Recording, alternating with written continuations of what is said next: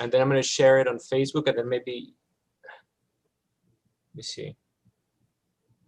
You're going to hear that little echo for a little bit.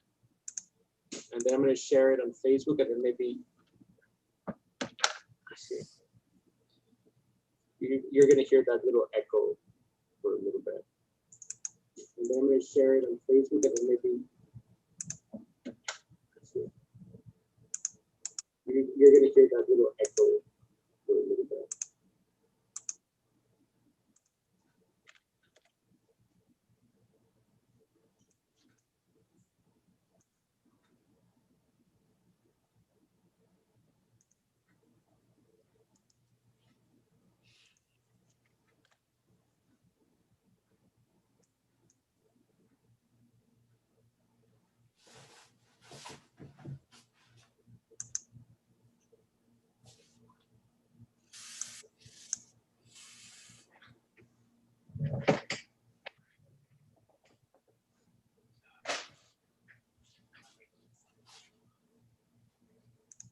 We're live yet? We are live. Oh my gosh. Okay, but I'm just sharing right now with our friends. So Just an individual person, right? Or we're not casting out in the world. we're casting out in the world right now. So All right. Are we ready? ready, Teddy? Let me just share with you guys.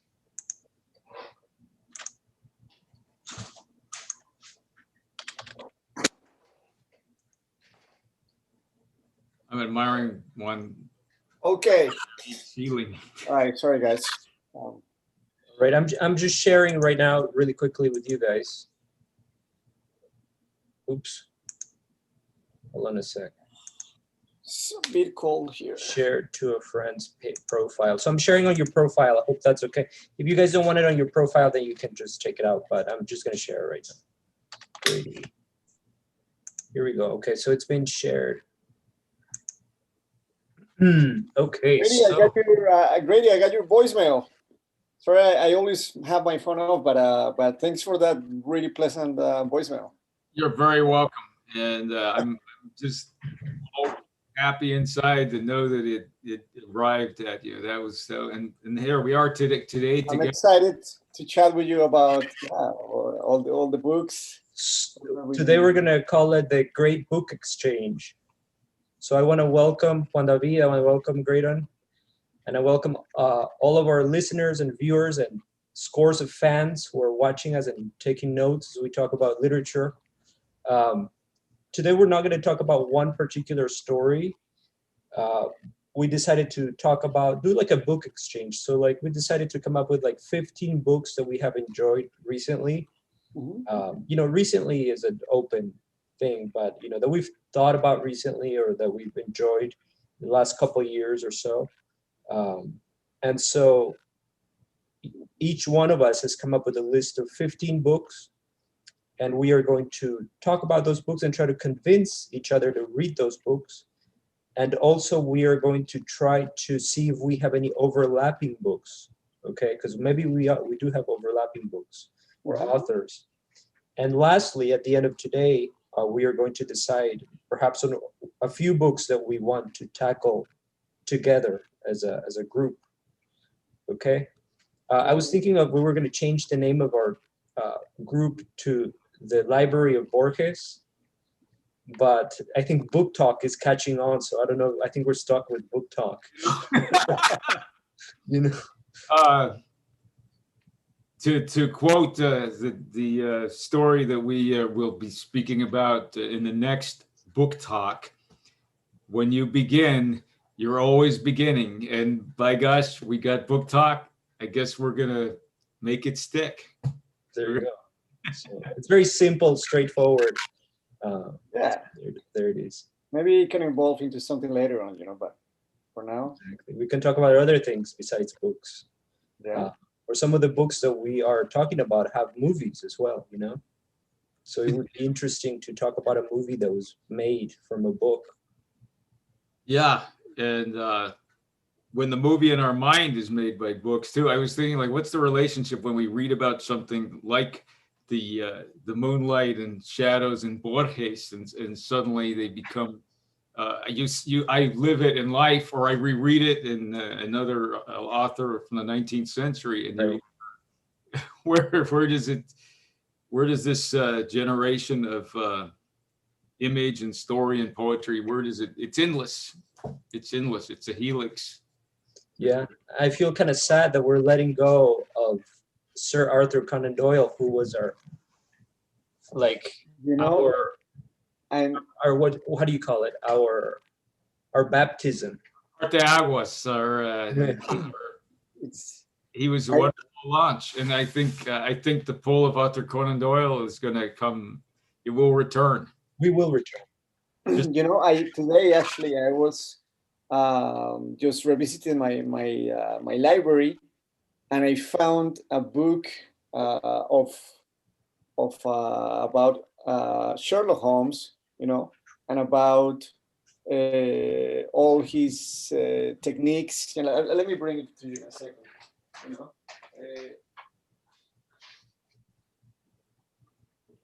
I found it rewarding. I made my list, and who's ready to? I don't know if you guys see this, but I found this, and it's fascinating because it. Do you guys see it? Yeah. It's Sherlock Holmes Handbook. Handbook, you know, so it's methods and mysteries that he used, and it's amazing because he has it's broken down basically. Let me show. I'll show you something like the types of guns that he used, that he will find, just about anything, you know. And so it's, you know, these kinds of books, they're pretty cool because they're kind of like they're a guide, and they enrich even more something like, you know, like reading a Sherlock story, you know, Doyle story. It's Anyway, the most yeah, so fantastic realism, you know. Huh? It's the most fantastic realism, or the most realistic fantasy. Yeah, It adds to the realism. You get to see what the firearms look like, and it feeds. it's pretty cool because, you know, in your mind you create an image about Sherlock's room, his apartment, and then when you confront it, you know, with reality. For example, check this out. This is how it's described the Baker Street. The apartment. I don't know if you guys see it. Yeah. So it's pretty cool here. I was seeing that Sherlock had right next to his bedroom, he had a fire escape. So it's, you know, he probably did that in purpose, knowing that if they will attack him, he will just be able to escape right by the fire escape. But you can also see how he has the you know, the sofas here, and he has the fire here, the chimney, which is right next to his room, you know. Anyway, this is fascinating. It also makes you think that, you know, he had such good taste. Like, it makes you want, I don't know, it makes me want to rearrange my own apartment, you know. Seriously, today I was thinking about, you know, getting like a fake chimney and just putting like two nice sofas. Video fire, a video hearth. That's with the crackling sound, and it's lolling. It's like, I think out of all of us, the one who's closest would be Graydon. Look at his room there.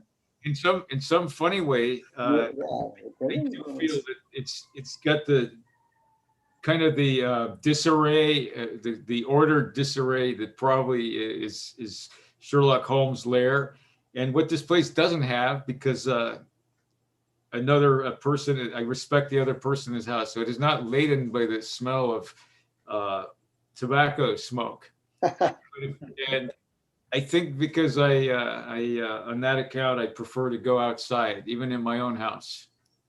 There you go. But you know, in that case, you're not like Sherlock Holmes who would smoke indoors. Yeah, two cans, you know, finish and meditate the case solution. But yeah, this is it really is a picturesque place, and many being in a cottage court, and I certainly it occurs to me that this would be a very fine place for some kind of death by foul play at a neighbor. No, don't go there. You know, so Sherlock Holmes and Doyle are very almost fashionable in their writing, right? Very stylish. And their influence on us is more one that it goes beyond literature. And today we're going to talk about books that we have liked and that we would like other people to read and that, you know, just want to introduce to other readers. And I wonder how they compare in terms of their level of influence on our real lives. You know, so we'll come back to Sherlock Holmes and to Conan Doyle. One of the books that I've chosen is indeed another Conan Doyle book, though it's not a Sherlock Holmes book. So, but you know, I'll tell you all about that in a minute. Maybe one of you has chosen the similar books too, or that same book as well. So let's open it up, guys. Let's talk about it. Oh, you went all the way, Patricio, with Conan Doyle, huh? Well, but I'm not the one who has the Conan Doyle encyclopedia, you know, or whatever you call it. You know, the funny thing was that I bought it, I don't know, maybe years ago, and actually I forgot I had it, you know, and I was just going through books. I was, you know, I gave away a lot of books today, and I found it, and I was fascinated by it. Yeah. Wow. So I think we can safely say that Conan Doyle was a writer that we all can agree on, to different levels maybe, and maybe we read him at different times in our lives. Graydon read it as a child. I read it as a like 20s. That's when I Sherlock, and then the other work which we will get to at some point. This there it is, The Lost World. Okay. Oh, wow. And so I count it amongst one of the most enthusiastic readings of like 5th grade for 6th grade. Yeah. It's funny. So why don't we create a list? We're gonna start creating a list, okay? So yeah, good. So is that one of your books, Graydon? The first one you're bringing up, The Lost World? As Conan Doyle, yeah, that definitely leapt out at me, and it was one of the longest and most joyful readings of my, you know, that early phase of life. Well, I agree with you because it's one of my books too, The Lost World. It opened the imagination, just right open. I mean, it cracked my skull open to the stars and the lost world and the dinosaurs on the plateau that survived. It's such a, you know, I read it in tandem with Heart of Darkness by Joseph Conrad. Oh. And they're completely different books. Joseph Conrad's book, Heart of Darkness, is about a sailor essentially who goes into Africa, into the Congo, in exploration and in order to partake in this colonialist economic enterprise, right? And it's serious and it's heavy and it's not too long, but it's thick with feeling and with emotion. But this other book that you're mentioning, The Lost World, is also kind of similar in a way because it's about British, English, how would you call it? Explorers, right? Going to the Amazon. They're explorers like Sir Richard Burton and Sir Walter Raleigh. And I was wondering what you said about how Conan Doyle, in a way, he doesn't state his side in life. You know, he leaves that very in gentlemanly fashion. He kind of he leaves it for the reader to think how sinister the bad party is, or how devious the crime, or how good-hearted. So let me ask you something, because I have not read that one from Conan Doyle. Did he write that after finishing with Holmes? When did he write this? When did he? Yeah. Like it was 1912. So it was kind of after. Actually, Holmes had begun again, I believe, and so after he killed him, maybe. Yeah, he was killed, and then he took about 10 years. Wow. So brings us to turn of the 20th century. But then finally, 1912 is when he did this wonderful imaginative archaeology and kind of a refutation of a jagged refutation of Darwinism. And You know, can you guys see the screen here? Sorry to interrupt. Can you see the screen where it says Graydon? Okay. he was so, known just for Sherlock that still to this day, he has suffered from that work. People don't really know him from anything else but Sherlock Holmes. You will have to delve more into him to find about this. I didn't know about. Yeah, he wrote some political books too. An odd thing, he did these like chivalrous stories of the kings and succession of Great Britain from the Middle Ages, and one of the books was called The White Company. That's what he did in the interim between the first success of Holmes and it was previous to the death, but he had a time in there. And it's an odd detail, but it's reputed to the White Company, which is accompanied by another called Sir Nigel. It was considered the favorite book of the cowboy actor John Wayne. Really? So Conan Doyle, oddly enough, has this. And by the way, it was a surprise. Turns out to be a surprise reader, and perhaps not in his tastes, but just the fact that he was a reader. But The Lost World is not too unlike Sherlock Holmes. It's an adventure novel. I can see a lot of teenagers would probably enjoy it. It's a book it's idealistic. It portrays a kind of world that's no longer with us, a world that it's not ironic. It's not, the values are very set. And it's adventure, and it has dinosaurs in it. It all starts with a bang. The lady love of this young reporter tries to tell him, you need to do something heroic, and there's heroism all around us. And then he's looking for the next story, and his editor, this curmudgeon, says, there's this professor who just got back into London, and he has a cockamamie story about coming from a land where there are pterodactyls and other creatures from a lost age. And go. Wow. It's amazing because, one book that, and I was just reading, this that I read, and I love how everything's connected, is this book called Travels from Mikhael Crichton. Have you guys read it? I have not. Have you read it already? Or?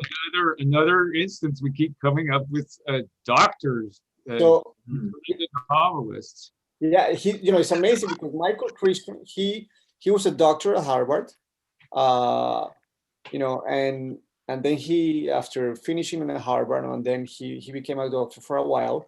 He quit.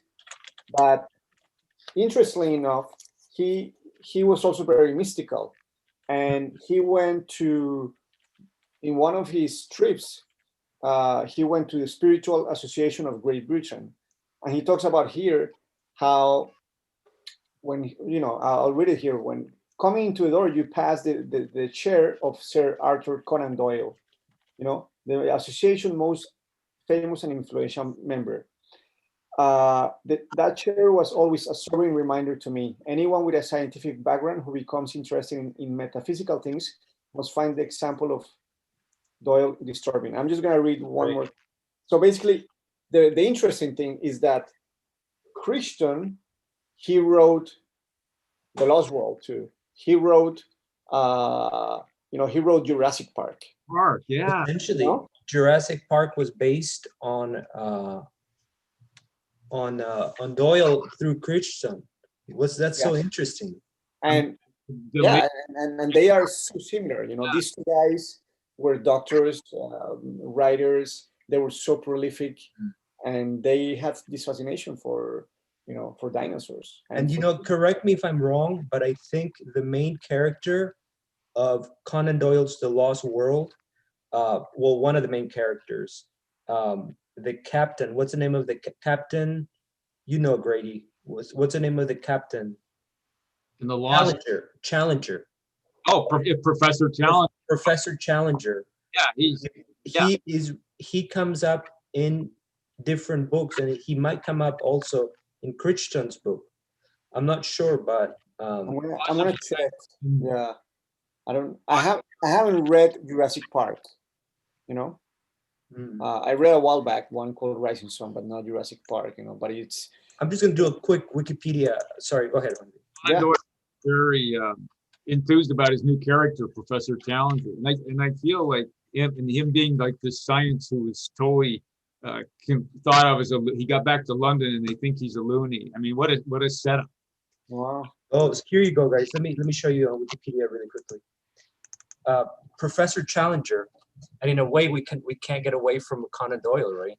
Right. Yeah. Here we're still like 30 minutes into the other, or 20 minutes, and we're still doing Doyle, but he's come up in these other novels by other authors. So he's one of the main characters of The Lost World, but he's also come up in. Let me see if there's any famous people here. Any famous? Wow. So. In some Spanish book, Lord John Roxton is another character that to me was very influential. I want to say that comes up in that book that Graydon said, The Lost World. Lost World, right? But you can see here, right? It comes up in a lot of books. I don't think any of them are super famous, as far as I can tell. But it comes up in Japanese manga. It will be interesting to Google the connection between Doyle and Crichton, and see what's going on. And should we consider this one of your books, Juan David? Oh yeah, Travel. Travels, definitely. Yeah.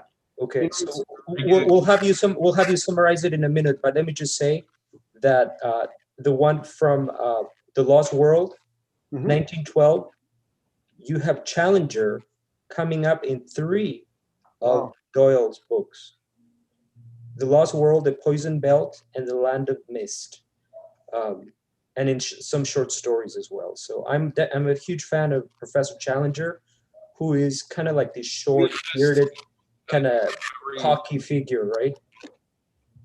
Yeah, and who's underappreciated. He's dismissed. He's dismissed by the so-called sane and proper London society. He's a deep scientist, and it's a character I'd like to see, the one where Earth travels through a cloud of ether. That sounds right. And those descriptions of the pterodactyls and all of that. I definitely recommend everybody that book, and I almost want to take over, and I want to recommend it also. I know Graydon is the one recommending it, but I'm definitely behind it 100%. Yeah, marvelous reading. They sound really interesting. I'm gonna put them in my list. And it's so entertaining and light. It's like a hugely just entertaining book. It's not going to change you in terms spiritually or confront you with some type of terrible darkness, like Heart of Darkness, but it will keep you entertained. And so anyway, what matters the most? Yeah. Is there anything else you want to say about that book, Graydon, in terms of like what would you say to any readers that might want to read it? That go beg, borrow, or steal. Get that book, and you'll be on a wonderful magic carpet of. How old were you when you first read it? About 11 or 12, and the Holmes. enigma, or it was already chasing me too for my. It's funny. One year, 5th grade, I got this doctor's bag to carry all my books in. It looked like a doctor's bag, and all the some other students wrongly started calling me Sherlock Holmes because of. Are you serious? And that cracks me up. They were making. It's not really a mistake because we know Conan Doyle is the master soul and brain of Watson and Sherlock Holmes, and they're this. And and check this out. Check this out. Where are you from, Graydon? Oh, I am from the town that I initially in my first publication referred to as W. Period. What is it? It is the W, which I later restored to the corrected version. Is the town of Watsonville. Wow. You're kidding me. Yeah. No, I'm not kidding you. He's from Watsonville. Wow. So I guess there's more here than I know about. There you go. Oh my gosh! Now I see the whole connection here in terms. Oh, you just saw it, huh? Yes. Wow. You are from Watsonville, who's the creator of Sherlock Holmes, and they used to call you Sherlock. So. Indeed, I think I'm going to promulgate the theory that we are actually honoring the bosom friend of Sherlock Holmes. There you go. So we recommend, and I agree with you, Conan Doyle, The Lost World. Conan Doyle's The Lost World, which brings us to Juan David's book, Travels by Mikhael. Correct me, Crichton, is that how you say it? Ask Grady. I think it's Crichton. I always said it Crichton. I think Crichton. Crichton. Actually, people call him Crichton. Crichton. It is, yes, Michael Crichton. Michael Crichton. Okay, I've been saying that wrong for a while now. It's okay. I've had some friends who called Borges for years.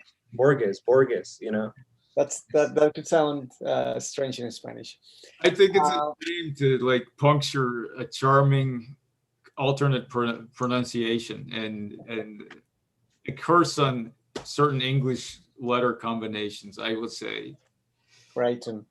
You know, so with this, I was never interested in Crichton because I thought that he was just, I was very ignorant about him. I just thought he was this writer that just wrote blockbusters, So that's what it came to my mind when I saw his name in bookstores, and I had no interest in his writing.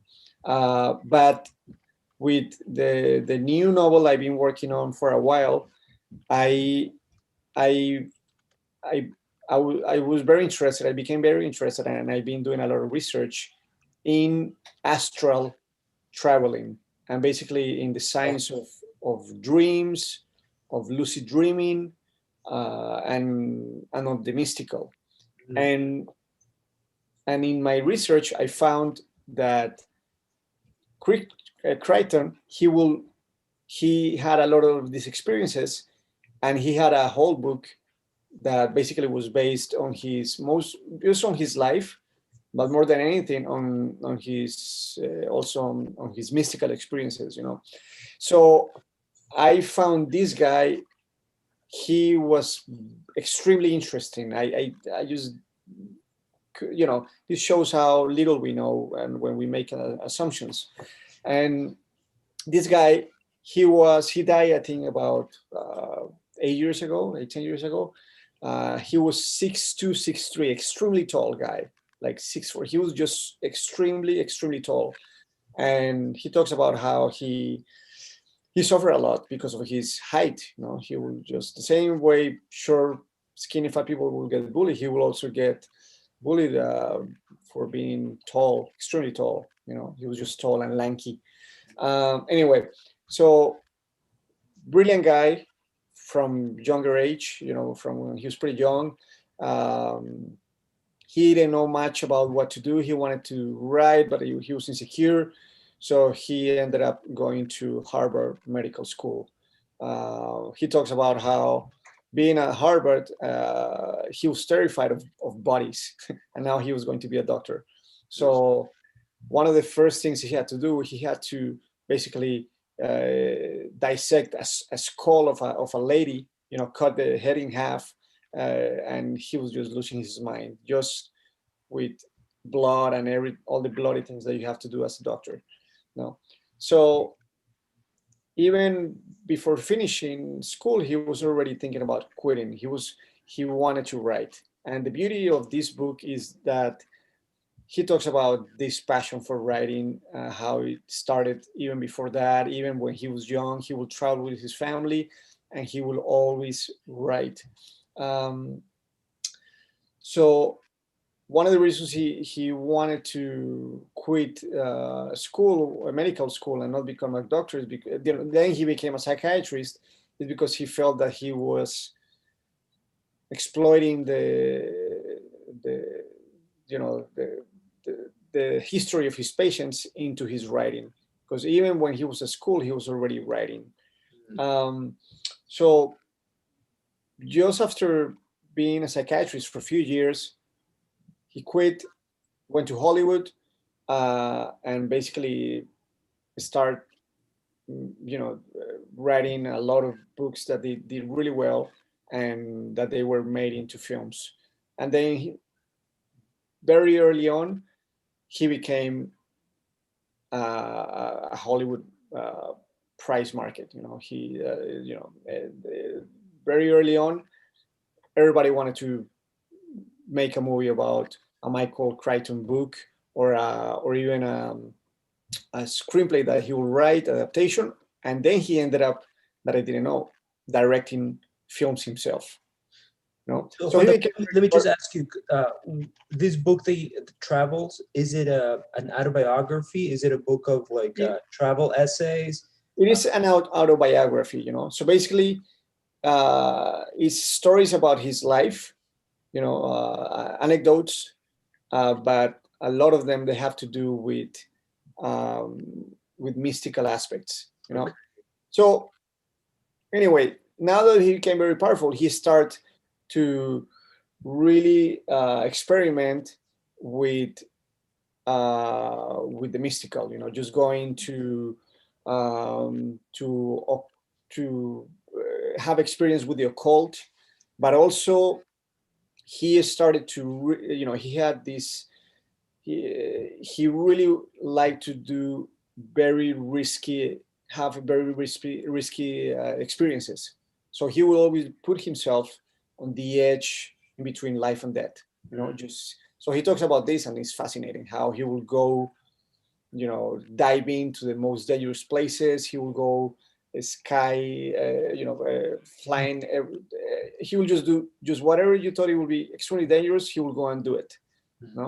And anyway, this book just talks about how his experiences when he goes and he risks his life, or he tries to go beyond the scientific, but go more steps deeper into the occult. Okay, and so you would recommend this book for what kind of readers, and why would you recommend it? So yeah, great question. So I would recommend this book for writers, wannabe writers. It's an amazing. This guy is extremely bright, and he gives very good advices on how to, you have to think how you have to check his Wikipedia, how prolific he was. He wrote hundreds of books, okay, and they were loaded with history, with science. Everything was, they were not these light books. They were, very heavy books. It's something I didn't know before.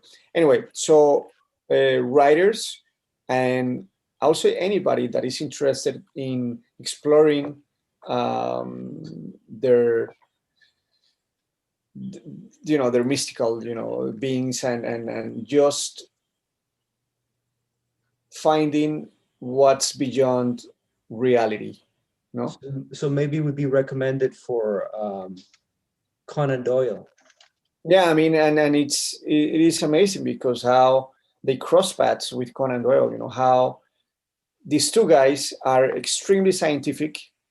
You know, they're extremely bright. They want to and both. and they believe and they live in the occult. No, I mean, Crichton was extremely spiritual.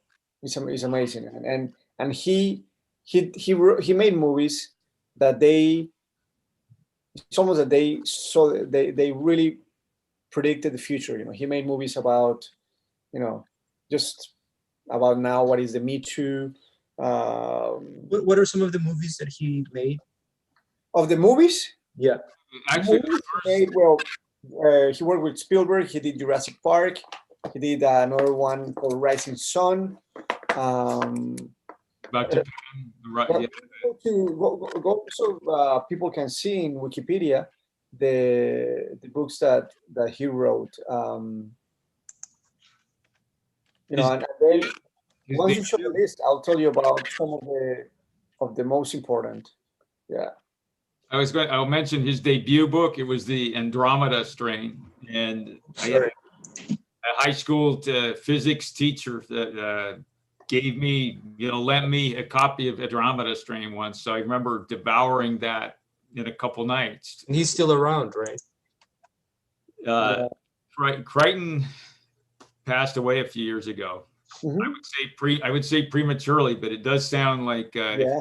he was into breaking the science barrier on life. Obviously, he's And very well. it's amazing how he will write a book in 1 month, 2 months, you know, and Wow, that's amazing. Yeah, That sounds like like Lope de Vega, the writer. Yeah, I mean, he would just isolate himself completely for 2 months or a month and just write it nonstop.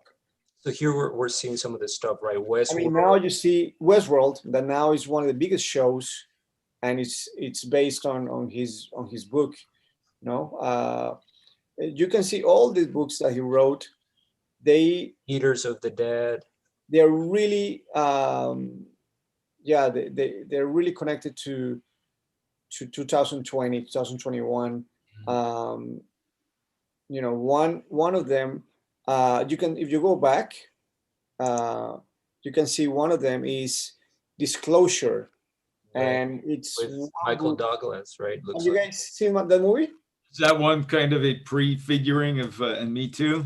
Yeah, I mean, it's basically. So he's to blame, huh? I'm just kidding. Yeah, you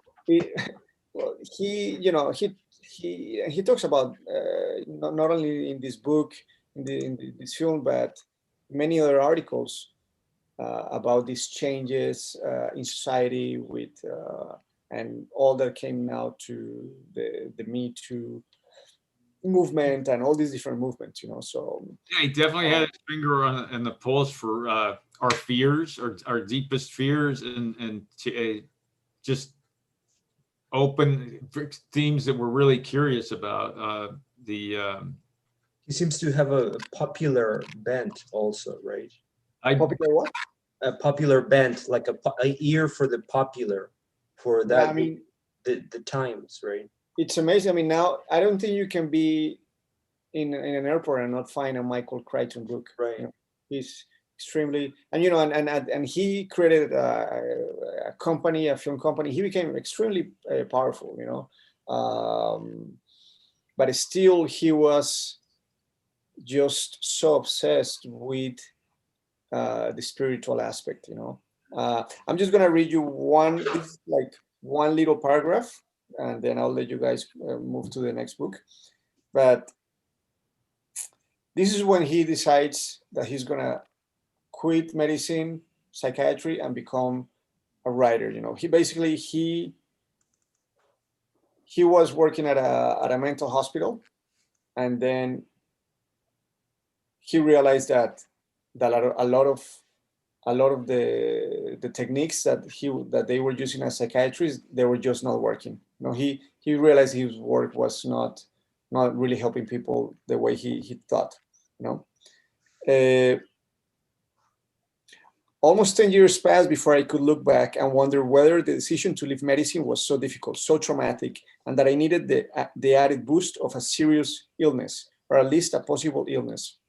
Because the immediate effect of the terrifying diagnosis was bracing. He also got sick, very sick, while he was a doctor. I was forced to ask myself what I wanted to do with the rest of my life, how I wanted to spend it. And it was clear to me that if in fact I only had a few years of unencumbered activity, then I wanted to spend those years writing and not doing medicine or any of the things that colleagues, friends, parents, society in general expected me to do. The illness helped me to stand on my own, to make a difficult transition. In quitting, I was following my instincts. I was doing what I really wanted to do. To quit medicine, to become a writer, most people anyway. He jumped out of that parachute and into the yonder, but to quit medicine to become a writer. I mean, who also said that? Well, it happened to a not so successful doctor, Conan Doyle. But Grady, maybe he was a successful doctor in that he worked his doctor technique into writing Sherlock Holmes. Right. Oh, I mean, so yeah. Both. But you know who I was talking about? I was talking about Mikhael Bulgakov. Mikhael Bulgakov. It's on my future to read list. Yeah, and so that's going to be my first writer. Okay, I've been reading him assiduously. Is that an English word? Assiduously. We have a new word. All the time, you know. Well, these last few years, I want to say the last 2 years have been my Mikhael Bulgakov years. Wow. And I'm gonna, of course, write his name wrong. Mikhael Bulgakov. There's no way around Russian. Right. Here it is. And so the book I'm going to recommend, I'm going to start with a small book, though I've read 2 books by him. I've read the Heart of a Dog, and I've read Master and Margarita. Master and Margarita, I started reading in college, actually. The Master and Margarita, when I went to Long Beach for like a semester. And I started it, and then I liked it a lot, but for some reason I didn't have the discipline, or it just didn't, it didn't grab me all the way through, so I just left it. And I told myself, I'm going to come back to it someday. And I literally came back to it like over a decade later, So it took me 10 years to go back to it, and then it was like, then I was ready for the book, and it was amazing. But the book I want to recommend first by Mikhael Bulgakov is Heart of a Dog. Of a dog, which I guess it qualifies as a novella, like a short novel. And it was written in Russia by Mikhael Bulgakov, who was a doctor, okay? He was a doctor, and he had gone to medical school. He was doing his practice, and then he decided, then the Russian Revolution broke, right? And he decided not to be a doctor, but to be a writer in that very same vein of Crichton, okay? And then he wrote a few books, but I think it was in 1925 when Heart of a Dog came out. And this book is quite interesting because it's about the new man, okay? It's a short novella about this idea of the Russian Revolution, which was the first kind of socialist revolution in the world. And so they had, their minds were so hopeful, their hearts were so hopeful to create a new kind of man, a new kind of human, right? And so he decided he was in Russia, actually. He had not fled Bulgakov, right? So he had abandoned medicine, and he had just become a writer. He was working for the theater in Russia, and also being very careful, because like if he wrote the wrong thing, he could be sent to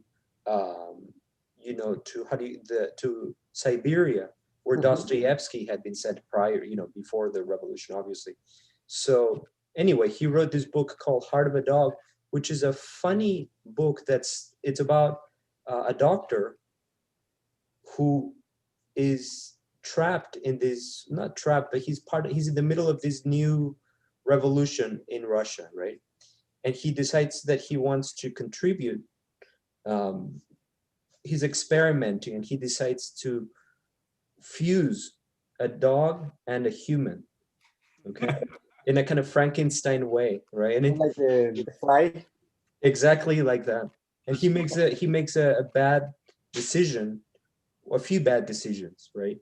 Which is one of them.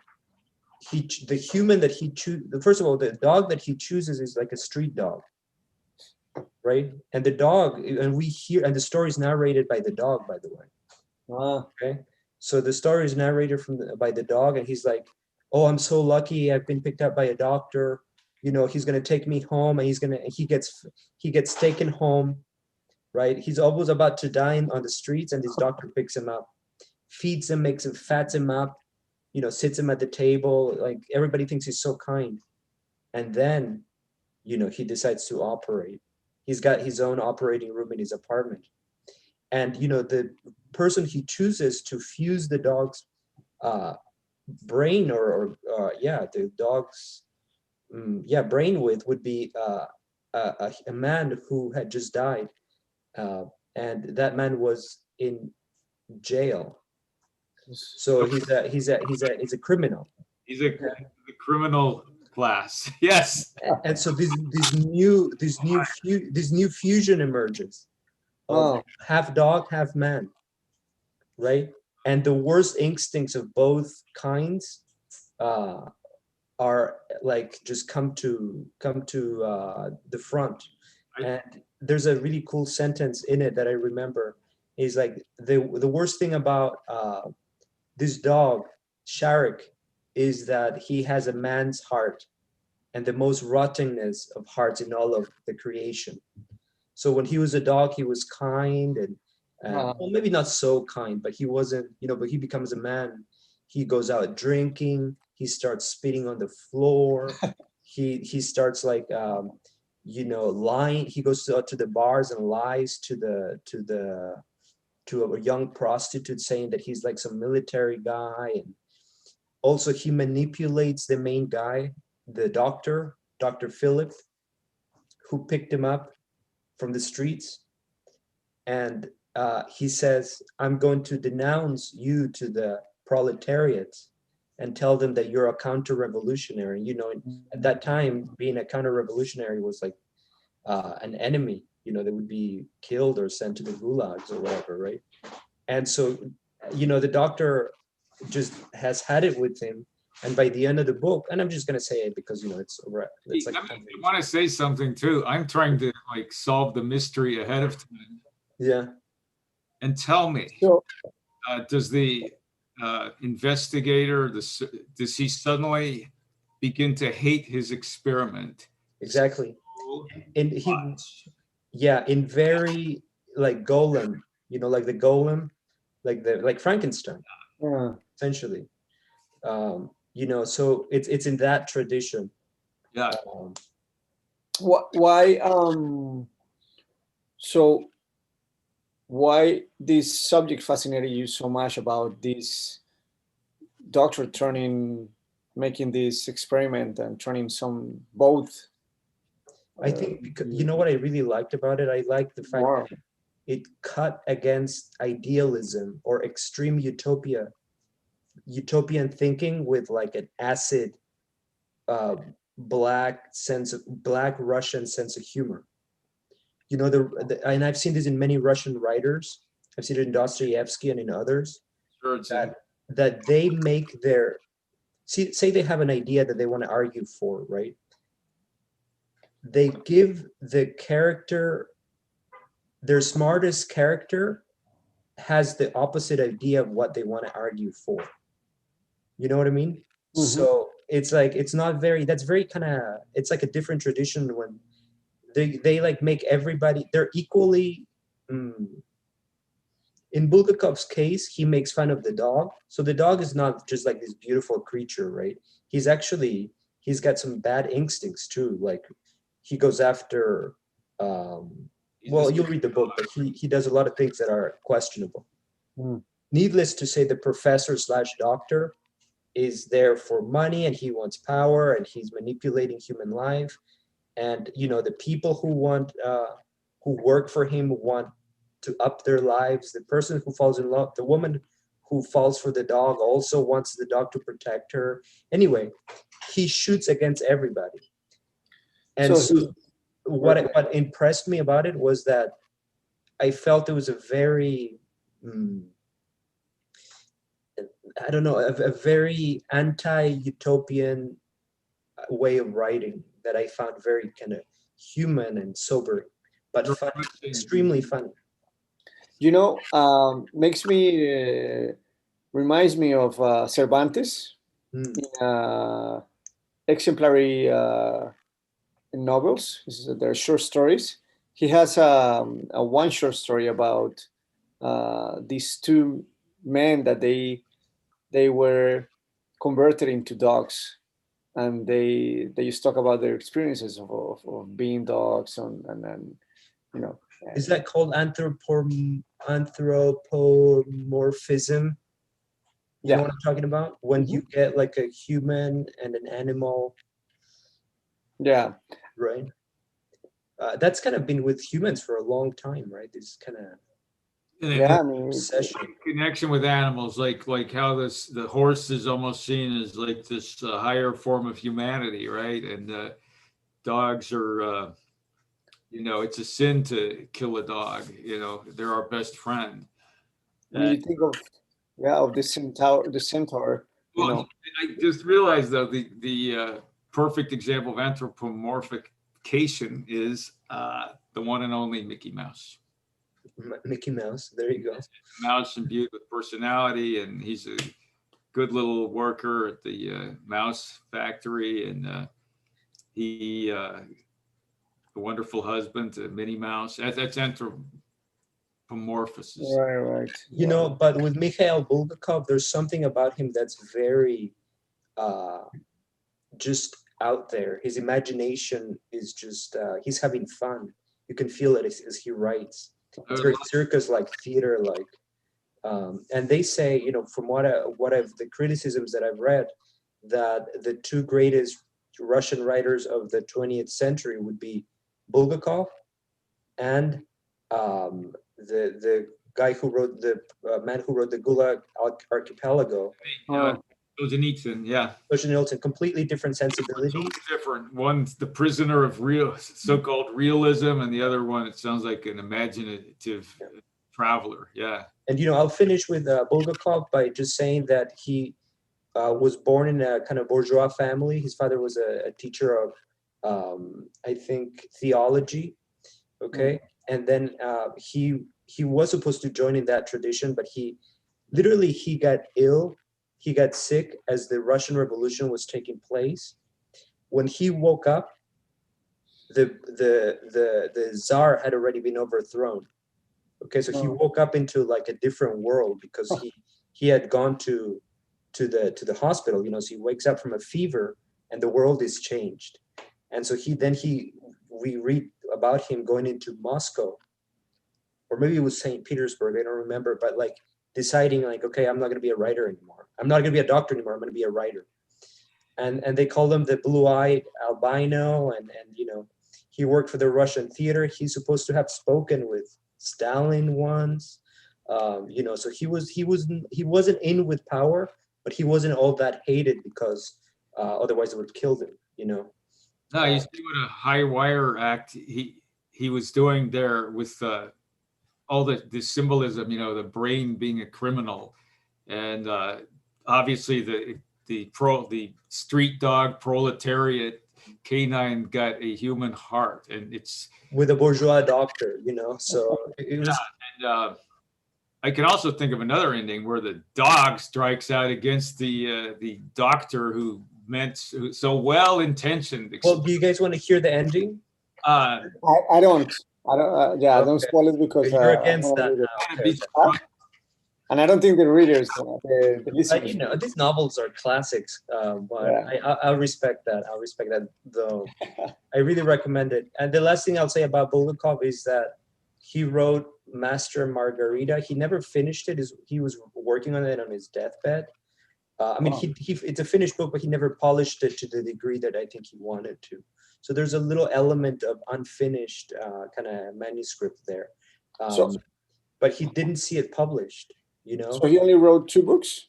He wrote more. He wrote one about the war in Russia. He wrote some short stories. He wrote a lot of plays. Okay.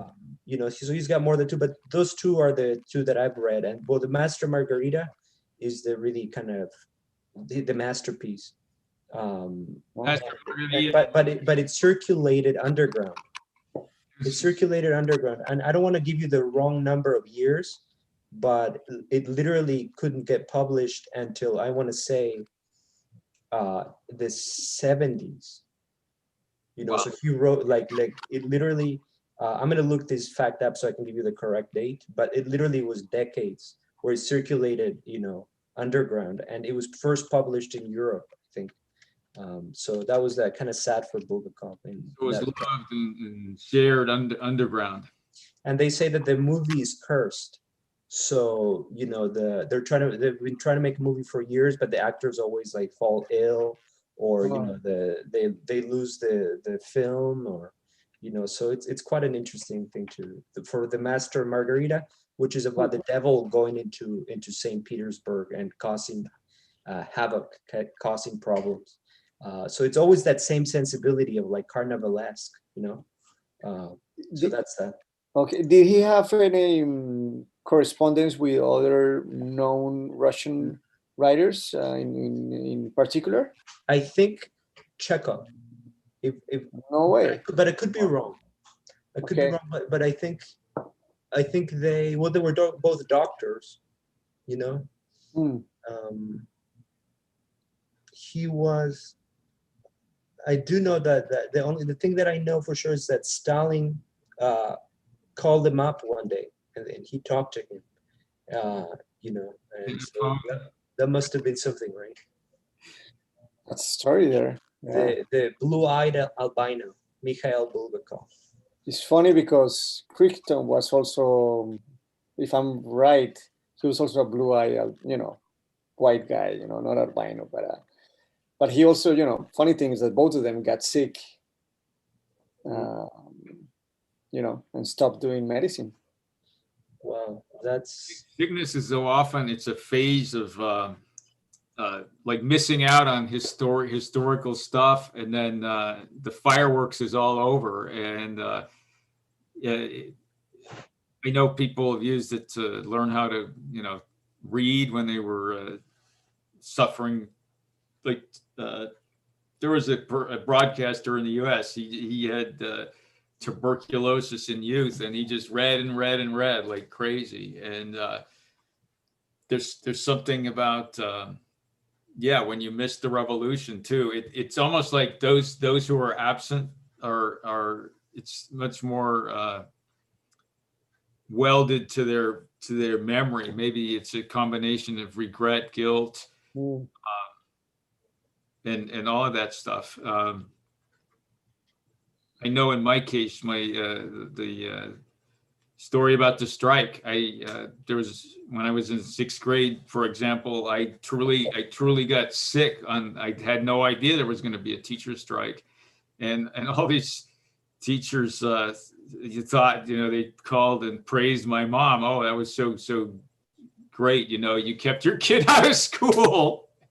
And it was farthest thing. I got physically ill, and I remember almost being delirious looking at a bunch of travel posters that I'd gotten from my teacher at the time. You know, it was whatever. It's I mean, you get writers that they were part of the action, and some others they were not. You know, but then you wonder which. You know, both have great things to take from them. You know. Yeah, you have almost like the spectrum. You have Borges, who's like the imaginative traveler, right. secluded. Supreme. Then you have, Hemingway, Dostoevsky, or other writers that they were in the front lines, And for some of them, the war comes to them, like with a lot of World War II writers. I was reading about Walter Benjamin today in El País. I'm obsessed by, Walter Benjamin, his story. And well, he was born in a well-to-do German family, and so it seemed that, but then the world fell apart on him. Yeah, he's almost the consummate fuzzy egghead who was really brilliant, but he was already in leaving Germany and staying too long in France when it was overrun by occupied by Germans. So the Spanish writer Muñoz Molina, are you guys familiar with him? That's a new name for me. He's like been talked about for the Nobel Prize. Muñoz Molina, I forget his first name. What has he written? He let me pull it up here. You're gonna Muñoz Molina. He wrote a long novel about the Jewish experience as related to Spain in the 20th century. That's like his book. But let me see if I can. Oops, what am I doing here? I'm gonna try to share it. So anyway, but I read a review that he wrote in El País today about Walter Benjamin, and he was saying that some writers were born out of their time, so like they were meant to be writers of, like, say, imaginary worlds, but the world was so crazy in their time that they had to become different kind of writers. The same way that some painters were really good at actual realistic painting, but because the times were times of abstraction, they had to like waste their talent or channel it into something else. So he makes that case for Walter Benjamin, that he was supposed to be a kind of different kind of writer, like a novelist or something like that, and then he ended up becoming a critic only because that was what he could do at the time. Instead of aiming towards what could have been like a meta novel in a way, and taking on symbols, and you can imagine, yeah, he was at the threshold. Interesting. I've got, let me grab a Walter Benjamin book here. Okay, so here I found the Antonio Muñoz Molina, and can you see it here? Antonio Muñoz Molina, literary movie in Spanish contemporary literature, National Novel Prize, Premio Planeta, Asturias. In terms of bibliography, Príncipe de Asturias. Príncipe de Asturias. So look at this bibliography. So the one I'm telling you about, that a student of mine gave it to me, actually. It might have been Sefarad. Let me see this. Otras vidas, Los misterios de Madrid, La Unión del Secreto. Invierno en Lisboa. I read part of this book too, about jazz. Las ventanas de Manhattan.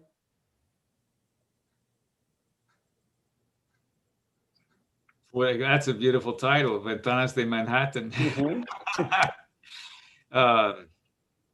And so he writes for the País right now, and he's contemporary, but he's right up there with Gabriel Marias and Gabriel.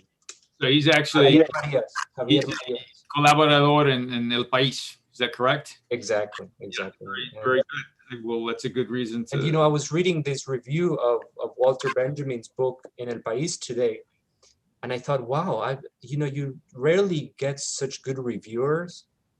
And then I read the name and I'm like, oh, I know this guy. So I want to show you this. See this book? This is just an assemblage.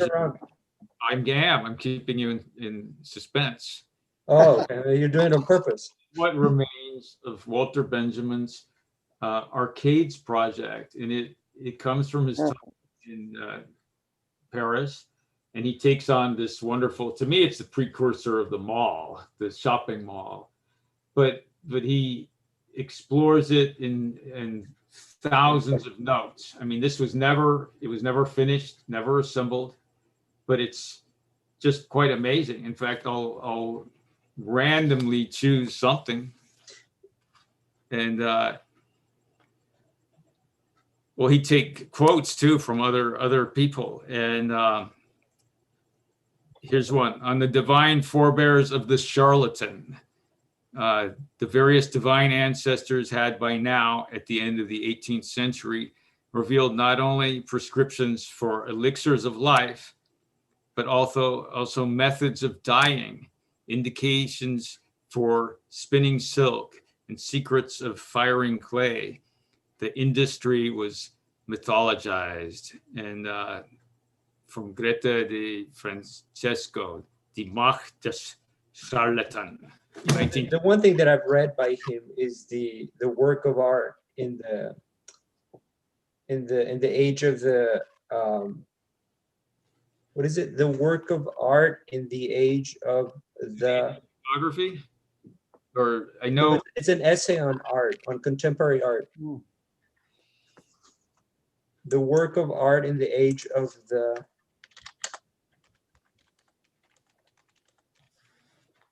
age of mechanical reproduction.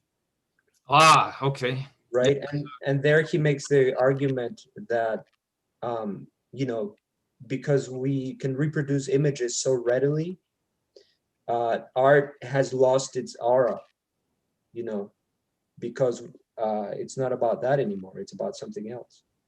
But anyway, what other books? So we have Graydon, you want to bring up a book? Your turn. I have, I'm just going to read a quick list because to me it was like 15 books. Tell me if one jumps out at you. Well, just tell us one. Tell us one, because so that can't get our readers confused. Yeah, let's. I'm going to grab it. I'm going to. Okay. Okay. This one, whenever I was reading last, I was looking forward for it for a long time so that I could read just it's kind of a lighthearted crime story between this detective Hoke Mosley from around Miami, and who's the writer? The writer is Charles Willeford. Charles Willeford. How do you spell the last name? Willeford. And you'll see he definitely has the credentials, the many jobs, and also literary forms of a well-formed crime novelist. In this case, he wrote poetry too, and quite a bit of it. And he had some Hollywood success. There's an actor named Warren Oates who did something about his cockfighter, about rooster fighting in like Louisiana and Alabama. Very realistic, gritty kind of story. And the 70s actor Warren Oates got to play it. And I have a feeling there's some references, because there's a grifter, forger, thief who appears on the scene after getting paroled from California, and so he carries a lot of kind of some LA riffs, and I'm thinking Willeford probably picked those up when he was out working on one of his movie deals out here. Very entertaining. Novel, like a detective novel, or? Yeah, it definitely is on the humorous side. I read most of it. I'm about 10 pages from the end, folks. But yeah, what's it about? It's about when this kind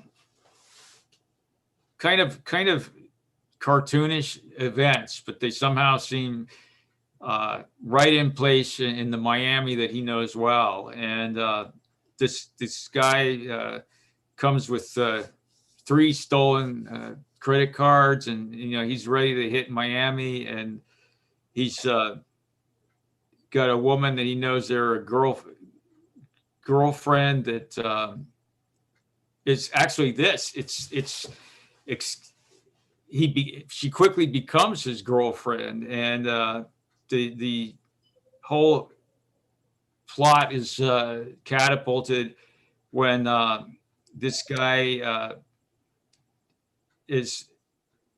he gets into like an aggressive encounter with this Hare Krishna, who's there in the airport and about to be met by the woman who's going to become the con man's girlfriend, and he jams his middle finger, folks. This guy's the middle finger gets jammed on the Hare Krishna, and this guy, it's medically proven. Here's where science comes in. It's very rare, but if you hit somebody just the right way, it can induce shock and death.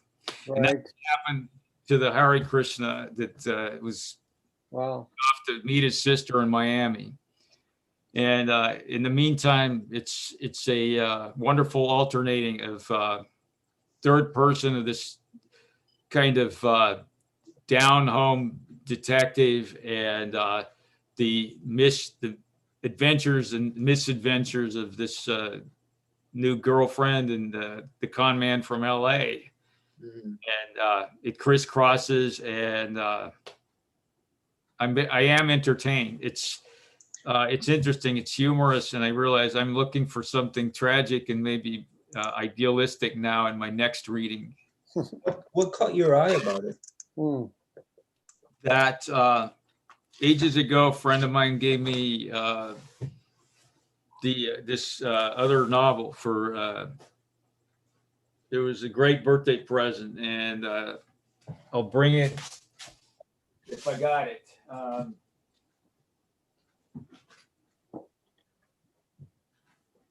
He's finding the book. I gotta say, who does not love a book because of its cover? Oh wow, that's a nice cover. I had to take this book, and this was the first of like a series of republications, and it was sinewy writing. I admired the expressiveness and within the grittiness and all the obviously he was probably steeped in the region, and he just researched the heck out of it. Well, what is this, a novel also, or? Yeah, this is a novel, and this is a guy who Rulfo wrote something, El Gallo de Oro, about the life of a gallero, right? Right. Screenplay.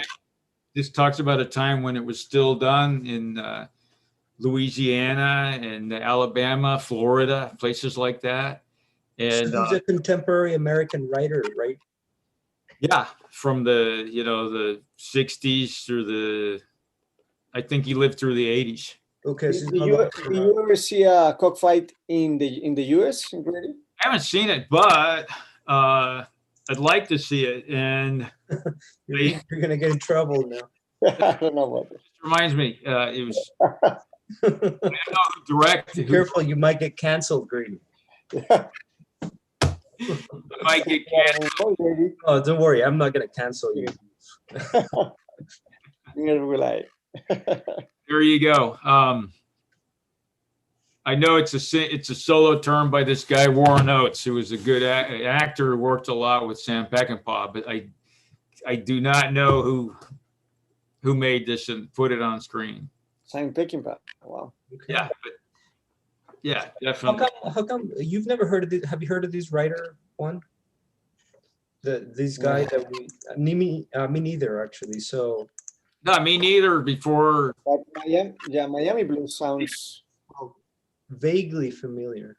Sounds more like the TV show Miami Blues. I don't know if if anything was based on that, or there was a John Didion novel called Miami, I think, also. That's a good topic for her to explore. This Miami Blues, I do know in 1980 it was made into a movie with Alec Baldwin, and Oh, it's hard. It's kind of hard to picture him. I don't picture him as I picture more like sunburnt, albino, blue-eyed for Hoke, the detective.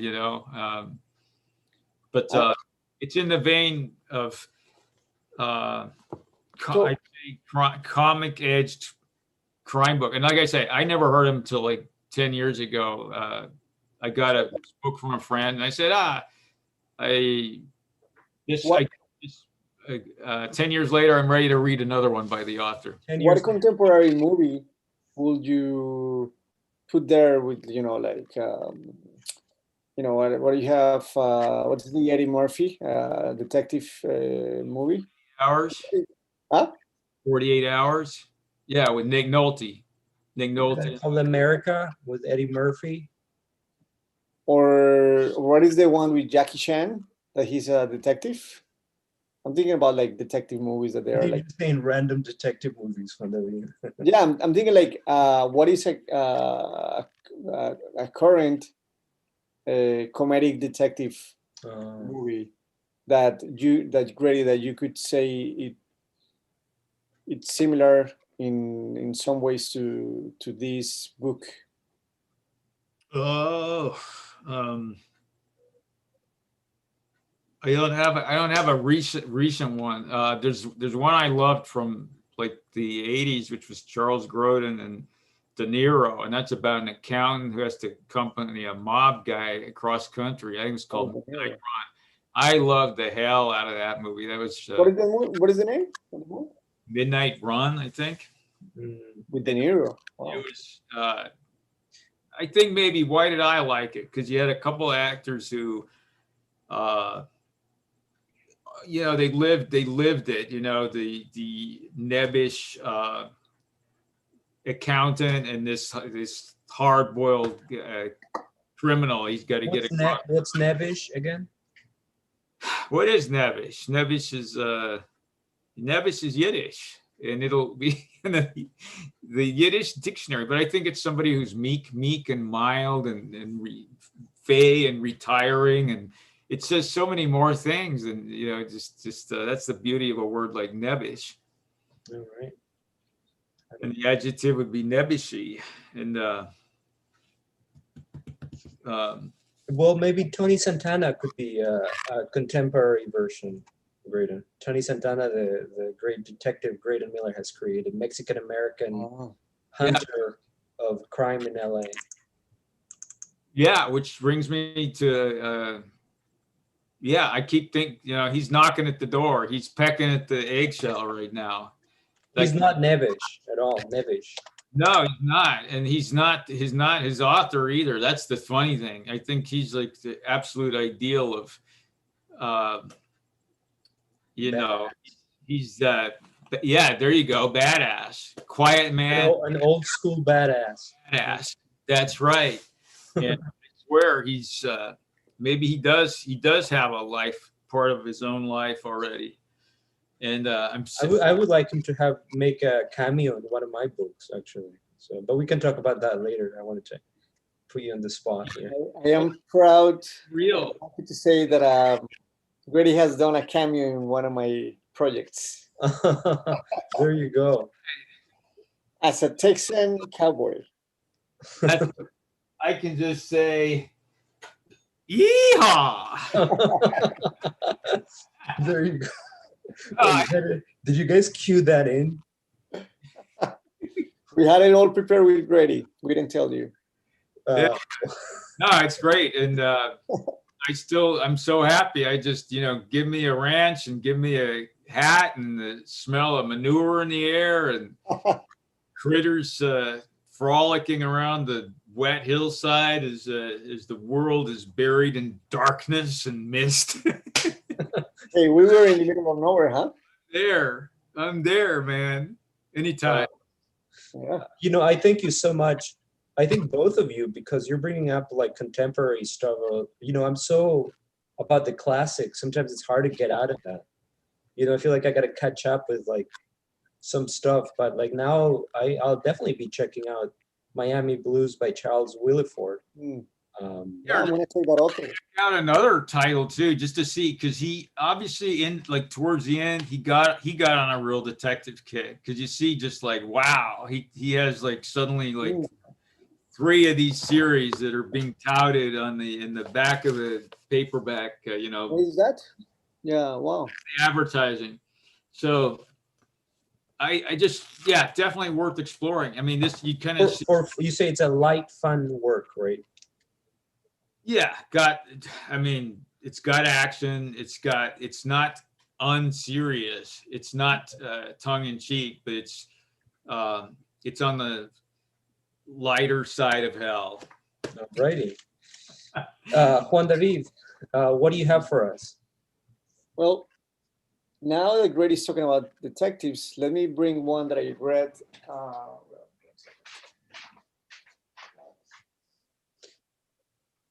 I will say, like, to me, this was the carrot for me, because I think before it, I was like slogging through Gabriela Mistral for some weeks, and Really, I said, I always think of the Roberto Bolaño description of Gabriela Mistral, which is like he called her an alien.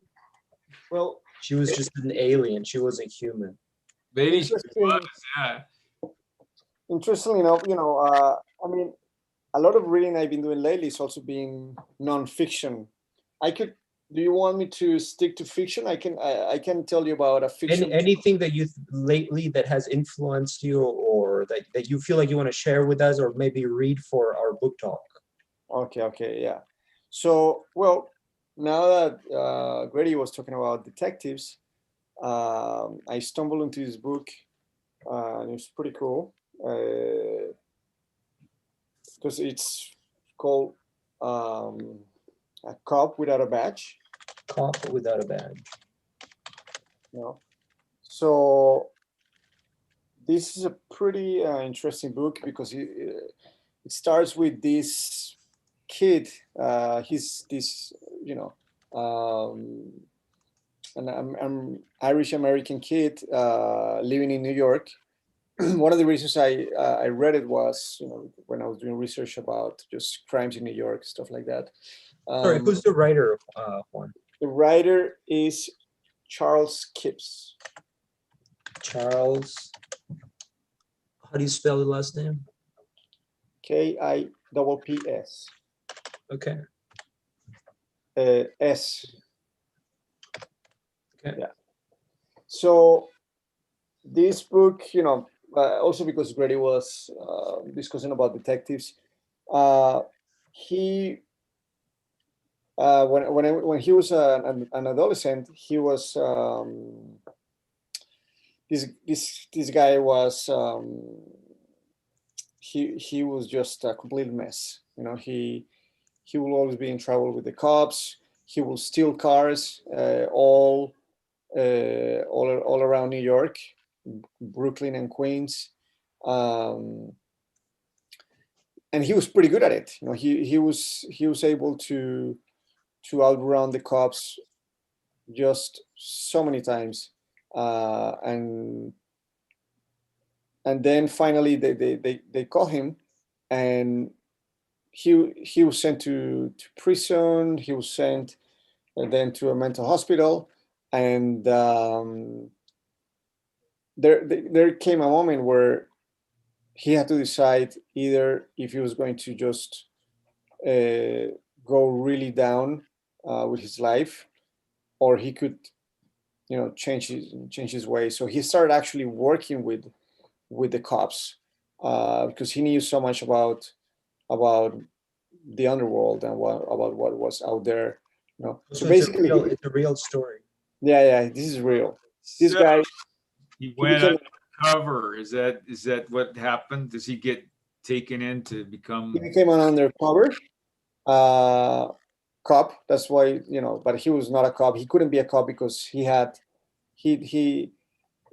done so much, he had committed so many crimes. But he was the perfect undercover cop because he was white, and he just looked like, he was in the crime scene, but but he could pass as somebody that not, you know, even though he was white. Like you could see, you know, right here, that same.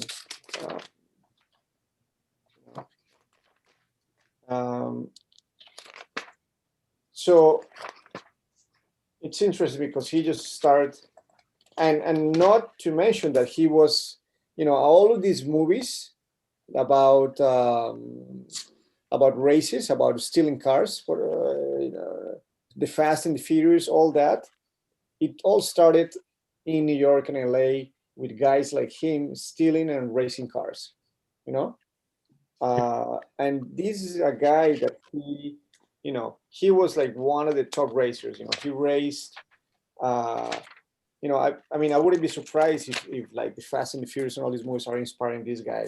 Two questions. One, when does it take place, and how did you hear about this book? How did you get into it? This book takes place in the 1960s, you know, 60s and 70s.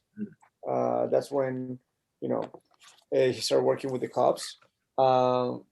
And I started doing research about the Colombian criminals in New York, you know, and I stumbled into this guy that he became really good friends with a Colombian. He was not yet like a top drug dealer, you know, but he was also into cars, and they started racing cars, and they became really good friends. But this Colombian guy, you know, his mother, she was in the top, you know, up there with Pablo Escobar, with Gacha, with, you know, and so he, you know, they wanted to get this guy and they wanted to get the mother.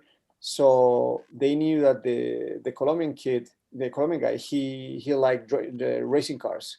So he became friends with him, and he was able to get all the information that they needed to.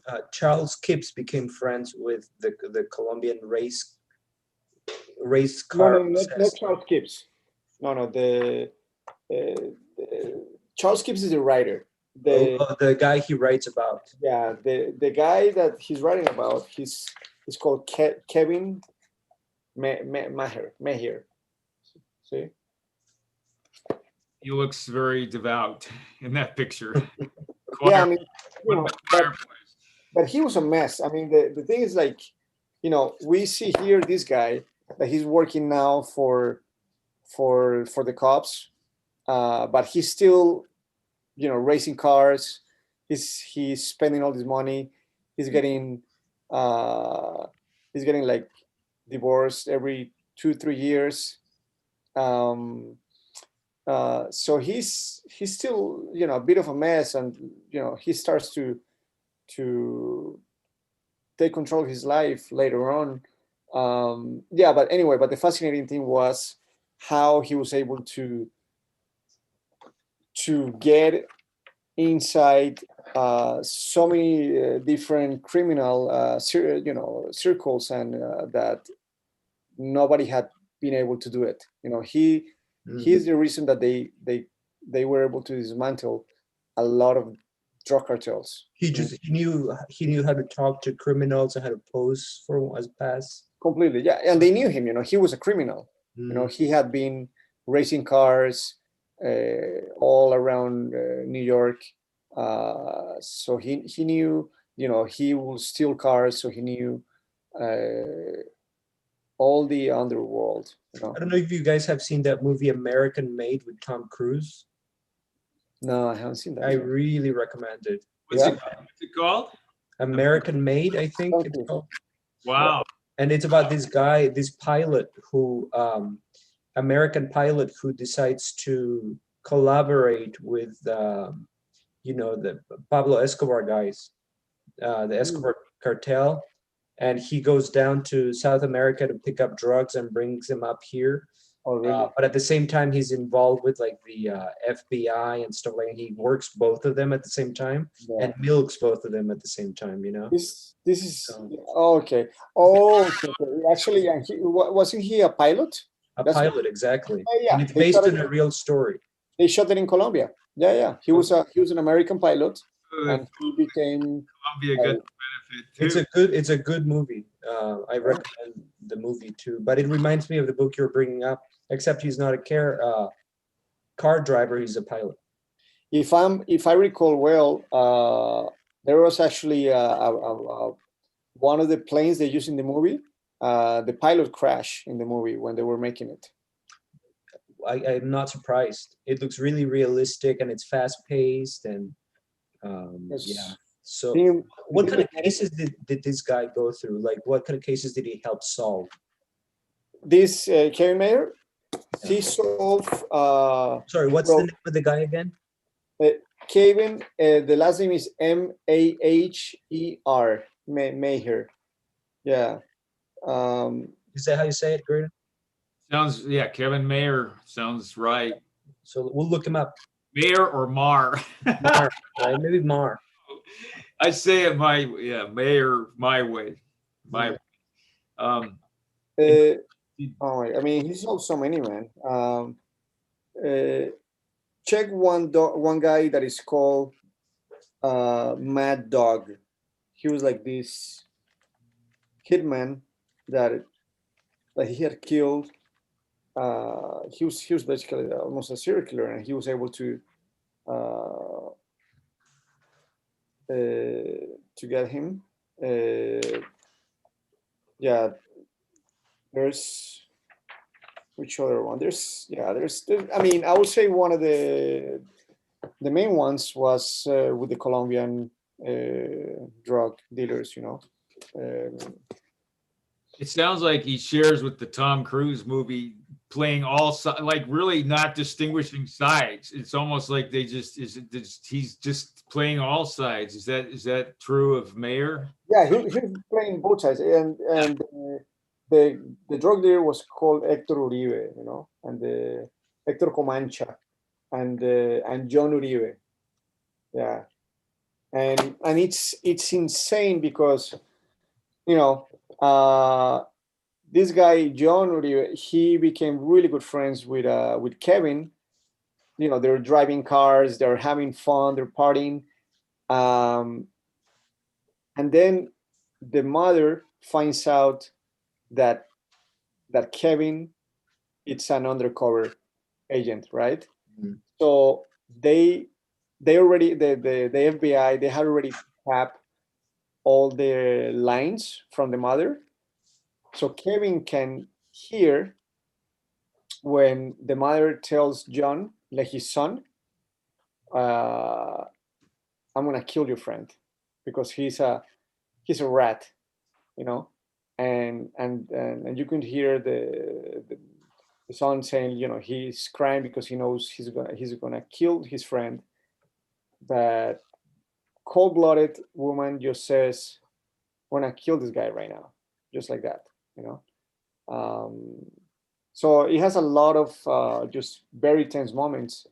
This guy Kevin Mayer is also always in the edge of life, you know, always just one beat from getting killed.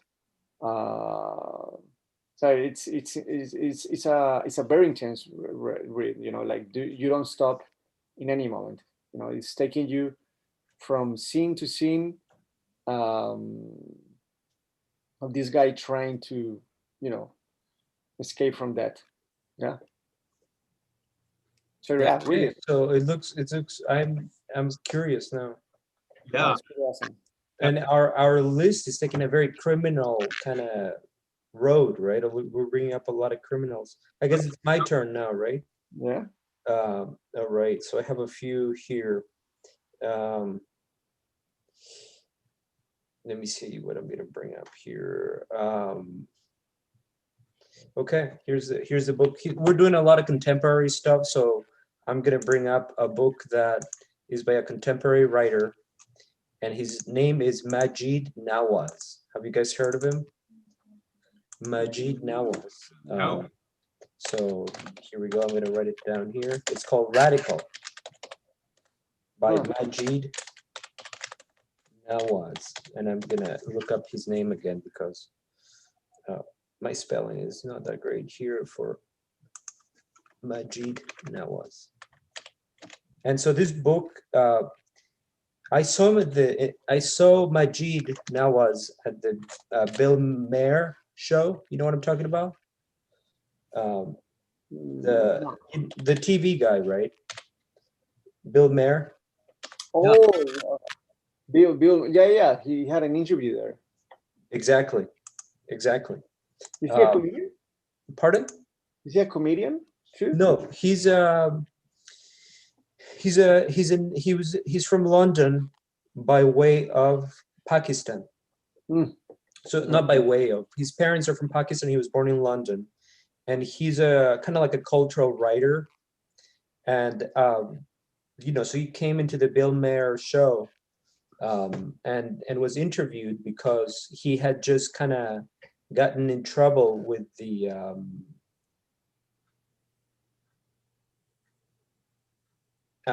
NAACP, the National Association for Advancement of Colored People. Exactly. NAACP. Yep. He had just gotten in trouble with them because of something he'd written, and he's really provocative in what he says. He was a former. Let me put this right because I want to get it right. He was a former radical, obviously, of kind of Muslim nationalism, across borders, the kind of pre-ISIS, okay? Not to that degree, but he was definitely a sympathizer of the movement of uniting all of the Muslim people under one national sort of flag that was beyond nationality, and that was there more based on religious law, Sharia, right? And so this is a topic that I'm not very well conversant with, okay? So I decided when I heard him speak, I really liked his way of speaking. I liked what he said. And he had a really interesting story, having been born and grown up in London, and his experience with discrimination there. So so this book in particular is an autobiography of how he grew up in London, right? Being a minority there, and how he became radicalized to kind of almost, he got involved with terrorist organizations, essentially. Wow. Okay, and he flew to different parts of different kind of Muslim majority cities, right? Including and nations, including Egypt, where he was trying to help them. It's not the Muslim Brotherhood, but it was an international Muslim organization.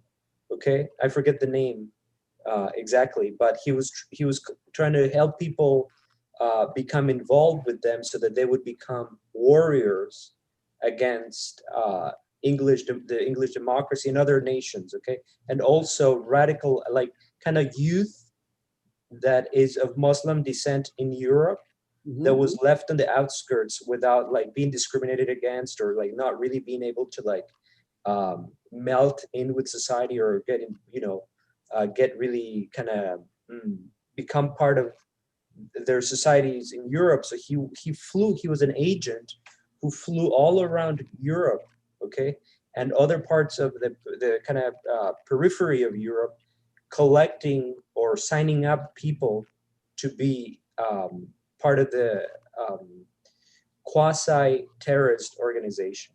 Okay, so this kind of really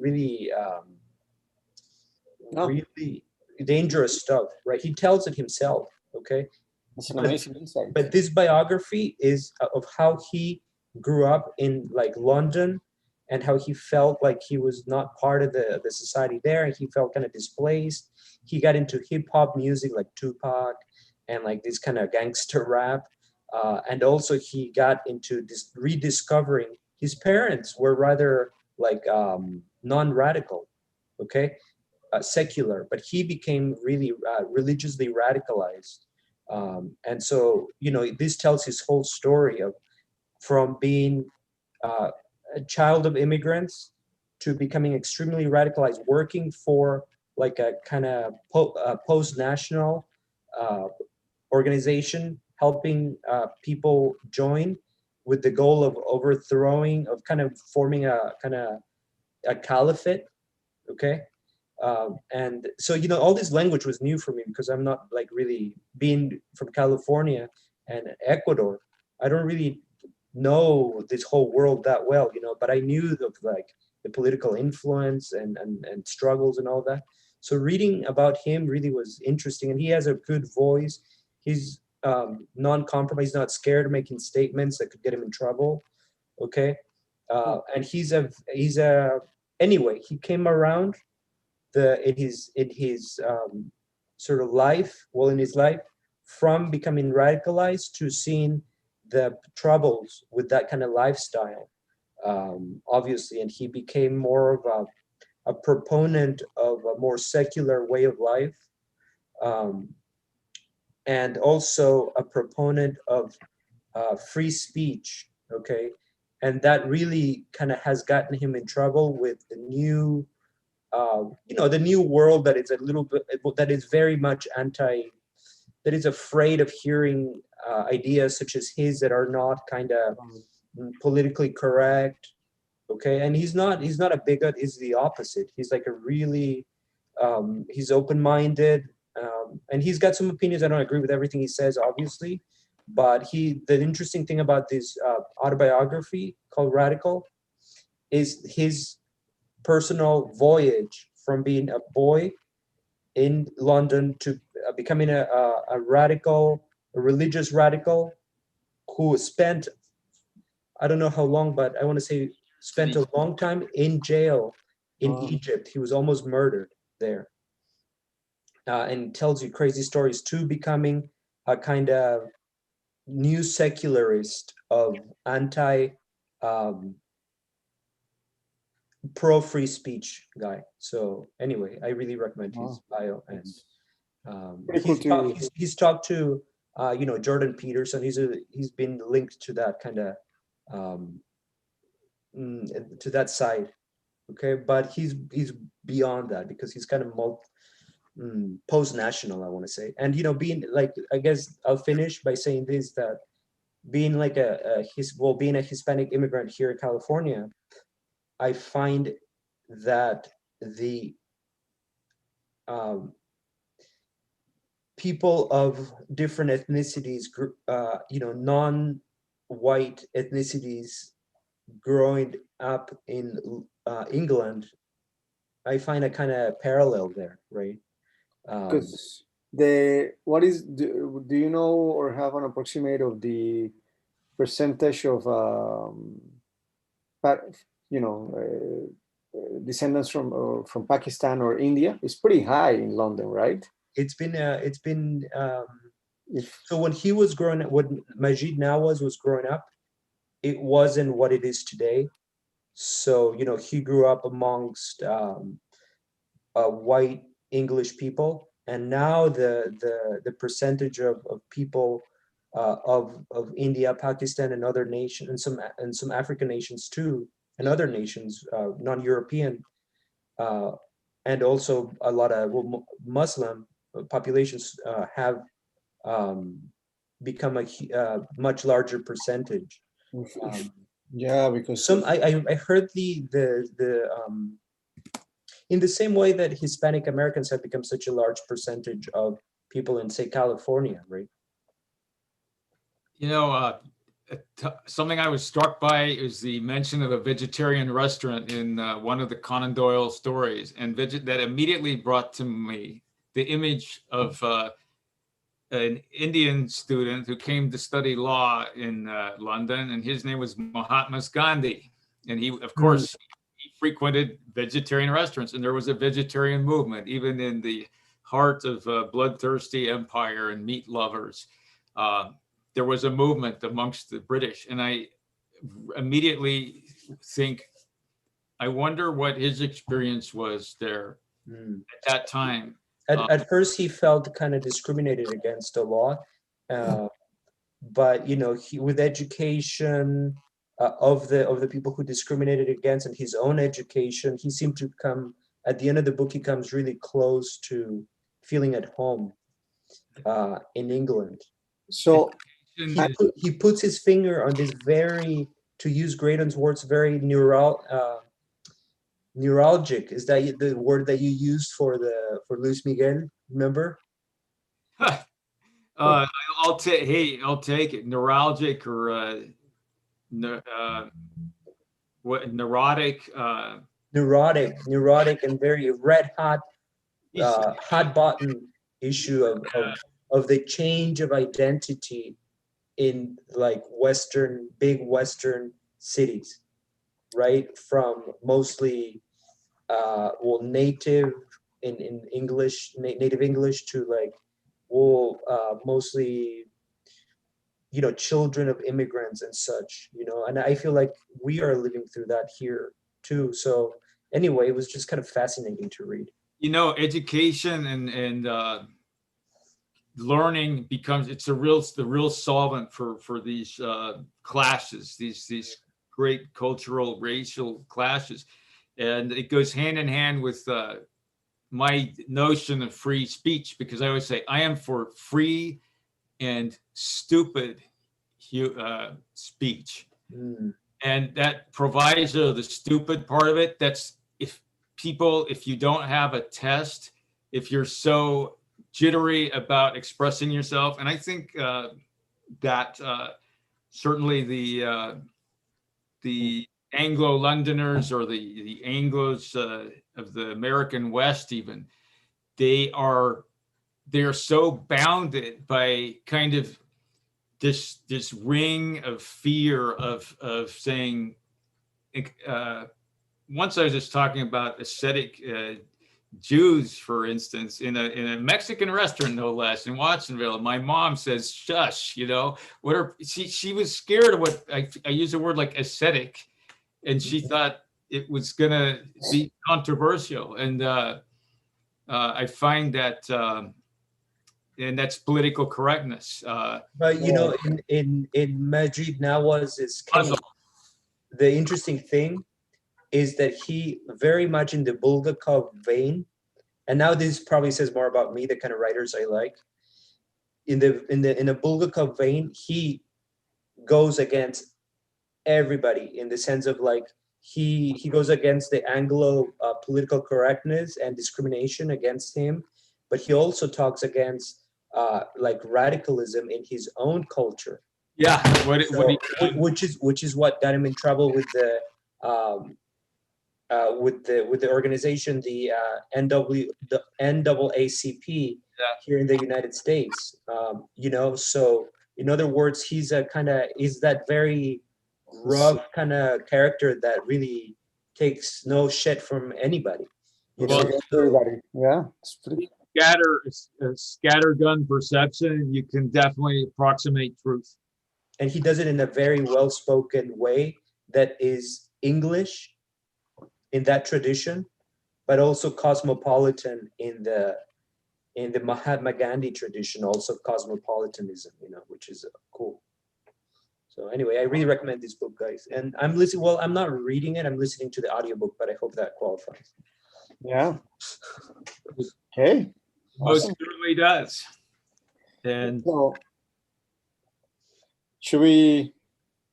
How long have we were? 2 hours. I'll mention another of recent reading. I went back to read a collection of short stories by Raymond Carver just a couple of years ago. So what's in the collection? It is, I want you to bring it up, because this is one that he handpicked himself, I believe. it's not, I'll recognize the title. And what I discovered is that he had progressed.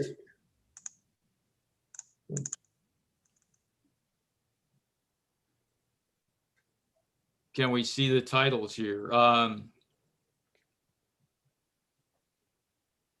Where I'm calling from? What's the cathedral? Hey, where I'm calling from, I believe, is the one. And what I note about that, because I got into a Where I'm calling from? Yeah, I believe that's the one that he selected of his own works. And so I saw that it begins with this exceedingly spare tales, minimalist of his early career. And then, to my real delight, he branched out into stories that he himself called more generous, that he had to go in a different direction. So I discovered very late, very recently, that you can't pigeonhole him, that he himself went through a phase of longer stories that are just quite marvelous and fuller in their language. And since then, I've learned that his iconic work that is just so. What is his iconic work, Graydon? Because I have to confess, I'm ignorant of Raymond Carver. Actually, the cathedral, right? That's one of the most iconic. That's one of the. That's what? A little bit later, actually. What is the one that he based Shortcuts on? Let me see the title list, and I'll give you one of those early connections. Yeah, he's known for writing detective or dark LA noir. Is that correct? No, working. He very much like he's from the Northwest, and he writes in an idiom that's my parents both hailed from Idaho, so it's very much a kind of a Western idiom. And he writes of lives like we kid around. My Colombian friend Silvio and I remember we kidded about, his characters are so stupid. It's like they don't know what's happening to them. They don't have self-awareness. And when I shared that once with another good friend years later, that's when she and I had kind of a meeting of the horns, over Carver. And I said, okay, you say this is one of your favorite writers ever. I'm going to revisit him. And that's when I went to the early works. So take somebody like me who's never read any Raymond Carver. Why would you recommend it? I think it's what I love most? I love the language. It's so alive, and it transmits sometimes lives that are not illuminated and respected. And I think it's almost the beauty in his descriptions and muted music. It's very, it's like wonderful chamber music and simple, not, I would say it's timeless. And the early stories that made his fame, they're so stark. Like back in the 80s, somebody gave me a chapbook. That's how, and I said, basically, I read that chapbook and from Capra Press, and I just sort of said, Whiskey Tango Foxtrot, folks. What was that? I did not start out a fan. We'll put it that way. It was more like, wow, that's what's I don't get that. And much later, I kind of discovered the sort of role, the very pivotal role of his first editor, and who's the guy who, he had his first book of short stories, and which has now been, this is what happens sometimes, you get honored afterwards with full editions of your work. So this book that was cut from like 250 pages by his editor into like 125, and gave him all his kind of signature brevity and understated enigma. What are the themes, Grady? Dead-end jobs, drinking, We did a lot of that. having meeting a girl at a party and you're married and she's coming on to you, and you know that's money in the bank. I think he's just picks up on details. I would almost say there's this kind of surrealism in poetry, and the details he picks up on, and he, as I say, I saw him expanding into stories with greater length, and his, you know, after this editor to whom he credits his fame, he credits getting a professorship at Syracuse. He says, hey, it wouldn't have happened if it was for this guy, even if the guy, he later found it necessary and had the ability to link, you know, instead of 3-page stories, he could go on for 20 pages in a language much more approachable. And I think with great, you know, in the end, there's just some, I just remember my heart was warmed as opposed to being left with kind of desolation at the end of some of these later. So this story, Where I'm Calling From, by Raymond Carver, this collection of stories. Yeah. You're recommending, and one of the reasons is that they're not very much like his previous work. No, it has the whole span of his Got it. signature work, and then to the longer stories. Okay, so it's a good introduction to his more stark, to his more kind of less stark work. Exactly, and American, definitely a American master, definitely. Okay. And Great. that's what I have to. I wish I could talk more in depth, but it's somehow the poetry and the language. Well, you know, we'll talk about particular stories if we choose to read one of his books. That could be a good one to, yeah, for sure. There's a lot of good stuff here. Juan, do you have any need to do talking about another book, or do you think we should just call it a night and do another one, like another session of the Great Book Exchange, TM? Well, we do have it. We have. I love this. Are you ready to do back-to-back book exchange? Book exchange. You know, we'll keep doing this. Yeah. But I think it's also, well, how do you feel? What do you think? Are you asking me? Yeah. What? Yeah, I mean, I love. Like I say, I always say I could be talking with you guys for days nonstop, and I love it.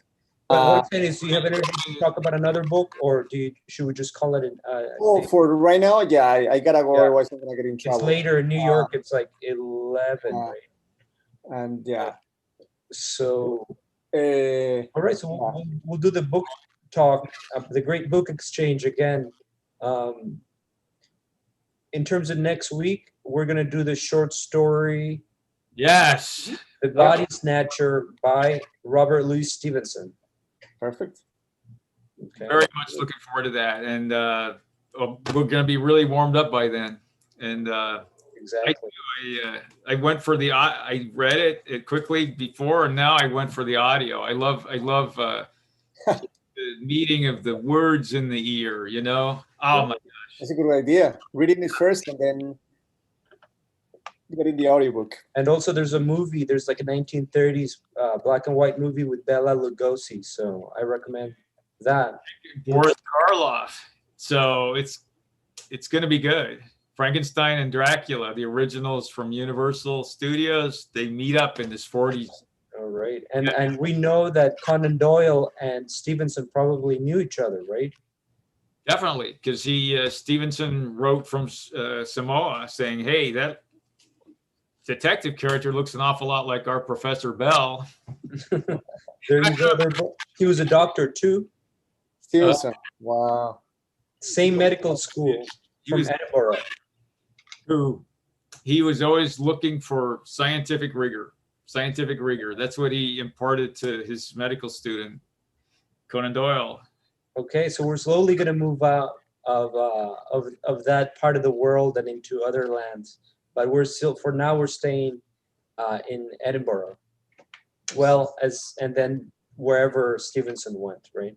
In that kind of wonderfully arch and tension filled. I don't. It's never quite a Russian style of tension in the Scottish character, but it's a refreshing.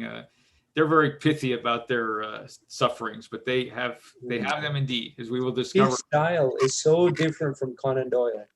I have to say that. That's one of the first things. Borges loved both, but I think he loved Stevenson more than he loved.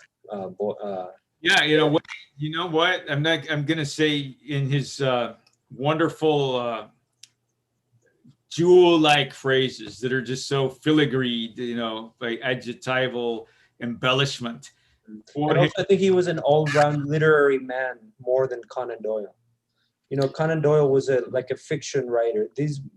Stevenson was an essayist, a poet, short story novelist, more like the whole round literary man. Fully dimensional, intellectual Stevenson. Yeah, and now I get a couple of days. I'm going to research a bit about him too, because such a world traveler. He brushed very close to my part of California as well as the north. Yeah, and he heard about it. It just seemed like every bit of the way. And then we want to hear about some of the writers Juan has been talking about, such as Rulfo and other Hispanic writers. We're gonna maybe soon we'll do a book talk in Spanish. We